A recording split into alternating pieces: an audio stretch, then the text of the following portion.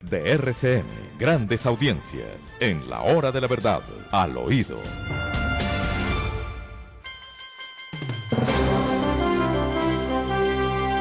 Bueno, queridos amigos, el señor ministro de Salud nos acaba de hacer una notificación sencillamente escandalosa y horrorosa.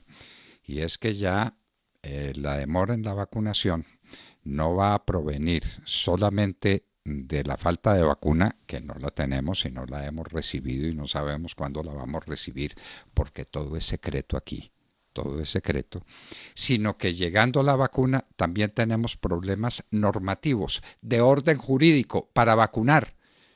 Pero nos han dicho esa atrocidad, eso es como para Ripley, eso es como para Ripley, que aquí tengamos que seguir asistiendo al espectáculo de que se nos mueren 400 colombianos por día porque hay razones de orden jurídico que impiden la vacunación. ¿Se sabe algo de eso, Sergio?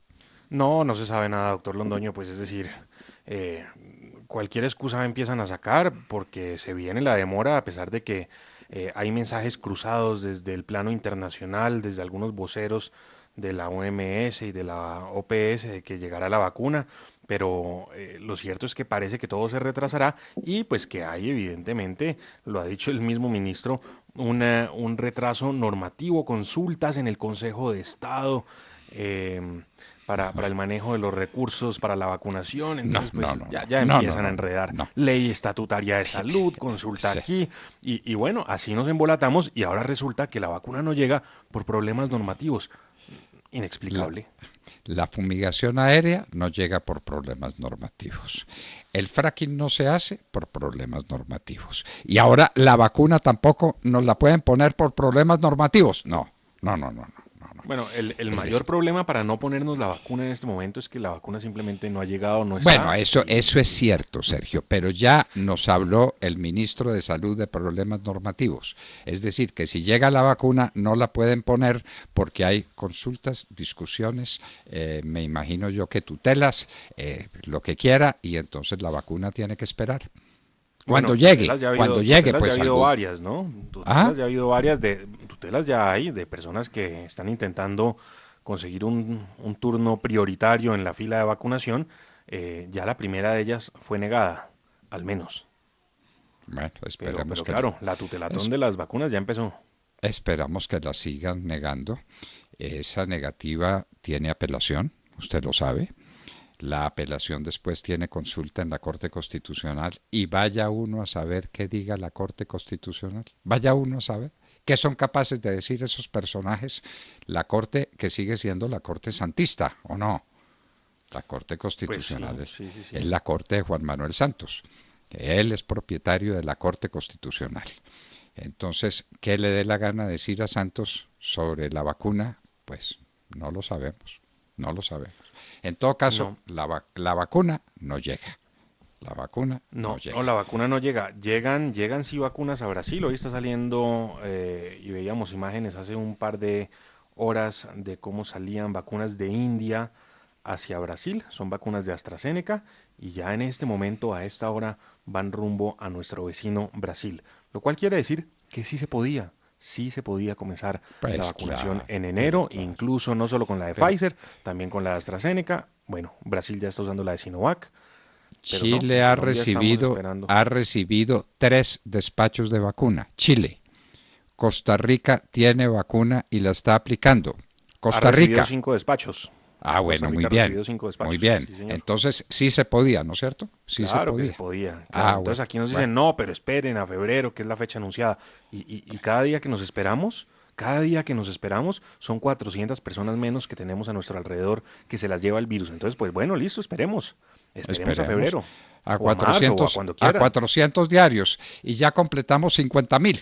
50 Sí, mil sí, sí, sí, pero muertos en esperemos, Colombia. Ah, esperemos. pero hay que Somos unos esperar. impacientes, Colombia es Claro, un país claro. pobre, tercermundista, entonces no merece la vacuna de primero, pero qué curioso, nuestros vecinos, que no es que sean mucho más ricos, pues ya están haciendo la vacunación. Ya está haciendo la vacunación. Hasta México, que tiene los problemas que tiene y que tuvo ayer México, Costa una cifra Rica, Chile, escandalosa. Brasil. ¿Vio el número de muertos de México ayer? No, no, pero Mi, déjeme la mil ocho, refrescamos. no, pues se lo digo, 1800. 1.800 muertos en México ayer por el coronavirus. Entonces, ante esa realidad, ¿qué se hace? Pues vacunar, vacunar y vacunar en lo que se pueda. Esa es una cuestión de orden público superior. Nuestras UCIs están a reventar. Sobre eso pueden meter las mentiras que quiera la señora Claudia López y hacerse retratar diciendo que ahí están todos los equipos listos frente a una caja cargada de condones. Exactamente. Sí. Pero por Dios, hay que vacunar. Hay que vacunar. Es lo único que nos puede salvar de la muerte. Bien. Y de esta situación que pues es que la gente no solo se está muriendo de coronavirus, la gente también se está muriendo de hambre. Y la economía, pues la economía absolutamente impacta. Pero no, esperemos que somos muy impacientes, esperemos que ya llegará en febrero. Listo, esperemos, mientras la gente se sigue muriendo y mientras la economía se sigue reventando. Esperemos, tal vez somos muy afanados acá. Oigan el reportaje que le hicimos al doctor Luis Fernando Mejía de Fedesarrollo sobre lo que valen los encerramientos. No digamos si se necesitan, si no se necesitan, lo que valen. Para enero, entre 8 y 12 billones de pesos. Eso es como una reforma tributaria, ¿no es cierto? O quizá casi 2. Sí. Entre 8 y 12 billones de pesos, la pérdida que tenemos. ¿Y cuántos empleos? Cerca de 220,000 empleos menos. 220,000 hogares en Colombia en los que va a faltar el pan por cuenta de los encerramientos. Ah, bueno, ¿no será la hora de averiguar si hay que hacerlos o no hay que hacerlos? Si se puede cambiar el encerramiento por una conducta razonable de la gente. Porque haya una autoridad que diga, señor, el tema del tapabocas, es que es tan básico como que la gente use de manera correcta el tapabocas, pero no, un año en esto, un año de pedagogía en televisión además, supuestamente, y no, la gente no usa de manera correcta el tapabocas, no aplica el distanciamiento social y estamos en lo que estamos y paga toda la sociedad la irresponsabilidad de unos cuantos que no usan el tapabocas, que no aplican los protocolos mínimos de bioseguridad. Y de una policía que trata de hacer lo suyo, pero que no tiene respaldo judicial ni de nadie. Los policías llegan... Trata es un decir, porque ¿cuántos comparendos están poniendo a la gente por no usar bien el tapabocas? Bueno, pero están poniendo comparendos porque haya fiestas y reuniones y jolgorios y están poniendo muchos comparendos. ¿Cuánto de esos comparendos se convierten en multa efectiva? El 1%. Pero si es que está la estadística. El 1%. Entonces, la policía pierde su tiempo. Claro, esa es la verdad. Esa es la verdad. Está pisoteada, a la gente no le importa que se le acumulen las multas. Y ya está. Pues si no las va a pagar. Ni siquiera la sanción, no las van a Por pagar. ahí había un personaje que tenía 12 multas a cuestas. Obviamente, pues no ha pagado ninguna, ni va a pagar ninguna. Y lleva 12. Y seguro ni tiene con qué. Entonces no le importa que lo embarguen, pues no tienen nada ni para embargarle ni nada. Entonces, pero tampoco lo meten a la cárcel. Tampoco. Además, porque no hay cárcel donde meterlo, porque no hay cárceles. No, pero, otro debatico que habría que hacer, ¿no? Ay, Dios mío bendito. Y mientras tanto, entonces, nos come el hipopótamo del narcotráfico. Yo no sé pues si esa imagen cale o no cale, pero hoy vi con enorme alarma que no saben qué hacer con los hipopótamos de Pablo Escobar, porque no van a faltar los defensores de los animales que se opongan a que maten a esos hipopótamos que trajo Pablo Escobar. Usted sabe para qué los trajo, ¿no es cierto? Pues para su finca ya en la No, pero ¿para qué? ¿Pero para qué? No. Sergio, el estiércol del hipopótamo es de tal naturaleza que desvía o impide o confunde el olfato de los perros que persiguen la cocaína. Pablo Escobar los trajo para con ese estiércol envolver los paquetes de cocaína y para que los perros no los huelan. Ese es el origen de los hipopótamos. Yo pensaba que era solamente un tema recreativo. No, qué tema lujo, recreativo, ¿no? Ni qué carajo, no, pues si qué recreativo puede ser un hipopótamo. Bueno, no. Es para conseguir estiércol de hipopótamo que confunde el olfato de los perros con la cocaína. ¿Qué? Pero Pablo ¿Qué Escobar. hace, qué hace uno con 100 hipopótamos? Es que ni meterlos en un barco y mandarlos a África. No, pero ¿y qué barco hay para 100 hipopótamos? ¿Y No, quién pues yo no embarca sé, unos yo creo que no. hipopótamos dentro de un barco? ¿Y quién los recibe? Dígame, pues, ¿quién va a recibir 100 hipopótamos? Bueno, pero el hipopótamo nos está tragando. Por Dios, reaccionemos. Por Dios, miremos esta tragedia que se llama narcotráfico. Oyó a Omar Bula, ¿no es cierto? Pero El imagínese. problema en Colombia no es la corrupción, el problema en Colombia es la cocaína. Además, porque la cocaína es lo que produce corrupción. La primera fuente de la corrupción en Colombia es la cocaína. La cocaína elige presidentes indebidamente. La cocaína corrompe las costumbres de los políticos porque con esa plata los compren. La cocaína corrompe los jueces porque con esa plata los compren. La cocaína es destructiva de todo. La cocaína es la primera fuente de los homicidios en el país, de los desplazamientos, de las atrocidades que se cometen. A propósito, ¿qué hubo de nuestros 11 desaparecidos en Tumaco? ¿Esos no No, cuentan por no, ser no, no. tumaqueños? No, no, no. De ellos no hay noticia. Entre tanto, pues está el primer gran desplazamiento del año. Son 220 personas las que han sido desplazadas de barbacoas en Nariño, desplazadas por el ELN, organización narcoterrorista. De eso, pues creo que nadie tiene duda a estas alturas del partido. 220 personas que se han tenido que ir a Roberto Payán en Nariño porque en Barbacoas no les ha permitido estar el ELN y la fuerza pública. Se pregunta uno, ¿y dónde está la fuerza pública? ¿Cómo puede ser que llega una organización terrorista, desplaza a 220 personas y la fuerza pública no aparece por ningún lado para proteger el derecho de estas personas a vivir tranquilamente en su lugar de origen y de residencia? La fuerza pública no existe, Sergio, porque el comandante de la fuerza pública, que es el presidente de la República, está haciendo programas de televisión sobre el coronavirus. Entonces no hay fuerza pública. El señor ministro de Defensa, desgraciadamente, volvemos a decir que elevamos oraciones al cielo por su recuperación, está en una cama UCI en el hospital militar con un coronavirus terrible. Y entonces el vacío, pues se nota en medio de la situación tan dura que estaba enfrentando el doctor Carlos Holmes Trujillo y que lo estaba superando, pero por lo menos hablaba de los temas. Hablaba de Sí, la fumigación, claro, claro, había desplazamientos, iba a los sitios de los desplazamientos y hacía juntas especiales de seguridad que terminaban ofreciendo recompensas para los que dieran cuenta de los bandidos que habían producido el desplazamiento. Estaba haciendo cosas el doctor Carlos Holmes Trujillo y fue reemplazado por el comandante de las fuerzas militares, por el doctor Navarro, pues que está en interinidad. Y usted sabe que los cargos en interinidad son una desventura, ¿no? Y otros pues sí, ministros, el pues sí. ministro de Orden Público, el ministro del Interior, pues se posesionó o no se posesionó. Sí, se posesionó el Ah, se ministro del Interior. posesionó, pero como si Sí, no sí, se sí. hubiera posesionado, ¿no? Y ahí Nadie está tiene ya de noticia. ministro. Nadie tiene Pero, noticia. Bueno, pero de la interinidad en el Ministerio de Defensa, pues vamos a ver cuánto durará la situación del ministro Carlos Holmes Trujillo. No es nada fácil en la unidad de cuidados intensivos del Hospital Militar. Hacemos votos por su pronta recuperación, pero lo cierto es que, bueno, vamos a ver qué va a pasar con la cartera de defensa porque el país está en una situación de seguridad absolutamente delicada y pues obviamente que esté en interinidad esa cartera en nada favorece la lucha contra el crimen. eso se puede prolongar meses, ¿no?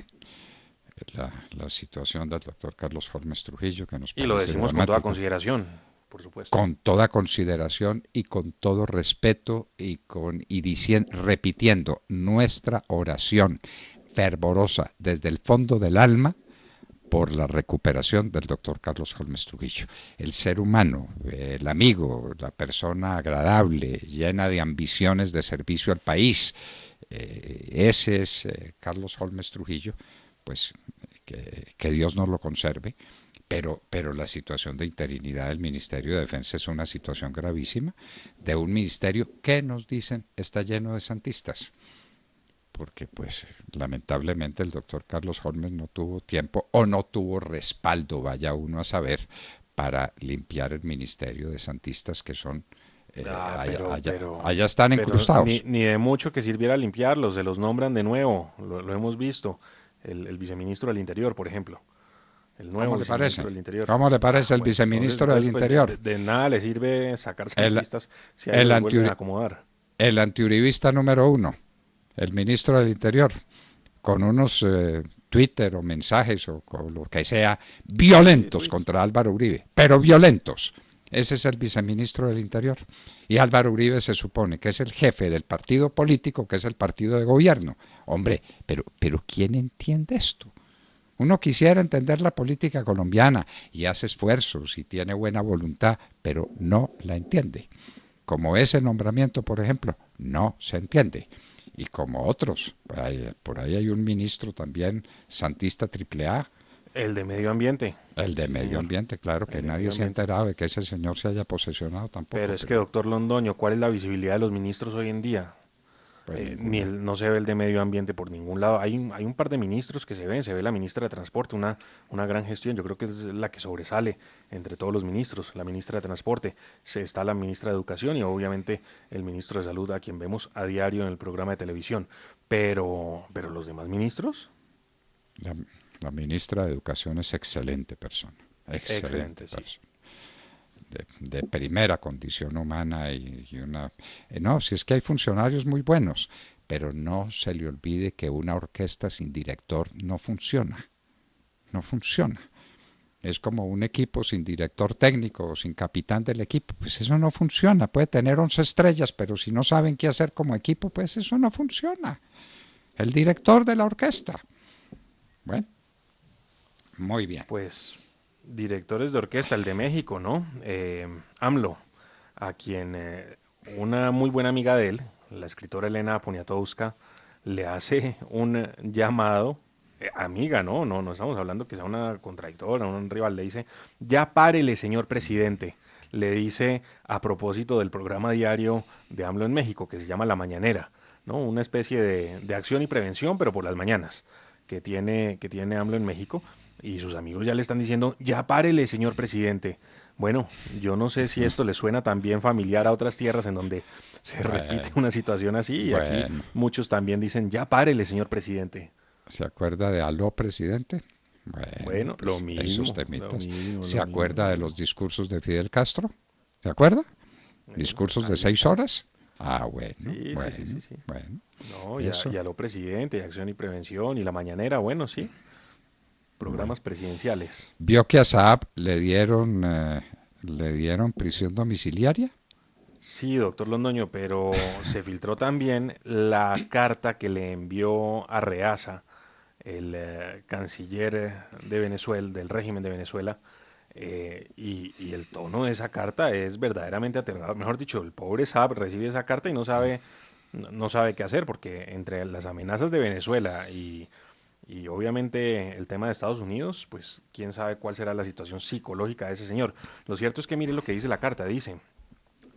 las actividades que le han sido encomendadas, está usted en posesión de información concerniente a la seguridad y defensa de la nación considerada clasificada por la mencionada ley no sé qué. Tenemos razones bien fundadas para estimar que en el caso de ser extraditado a los Estados Unidos, usted será presionado por cualquier método legítimo o no para la revelación de dicha información, lo que supondrá un gran riesgo para nuestro país. Y entonces le recuerda, es también mi deber recordarle que en su calidad de enviado especial usted está sujeto a las leyes venezolanas y está obligado a mantener los más altos niveles de secreto, confidencialidad y lealtad con respecto a la información clasificada que posee. Cualquier violación de la misma podrá dar lugar a un proceso penal y estar sujeta a las sanciones previstas en la legislación venezolana. Bueno, ahí está, ahí está. Ahí está esa pequeña No, advertencia. no, no, no, no, De no, pues manera imagínese. que tranquilo, que de pronto lo condenan extraditándolo a Venezuela. Ay, Dios mío, Betito. Bueno, Terrible, terrible. le cuento que tenemos una invitada muy especial, una directora ejecutiva de la Fundación para la Democracia Panamericana, promotora de la iniciativa ciudadana Cuba Decide. Es que hace más de 60 años que Cuba no decide nada, ¿no? Quien decide, quien ha decidido es Fidel Castro primero, Raúl Castro ahora, que sigue decidiendo en Cuba por encima de todo. Hablaremos con ella en un minuto porque hasta ahora les estábamos hablando al Al oído.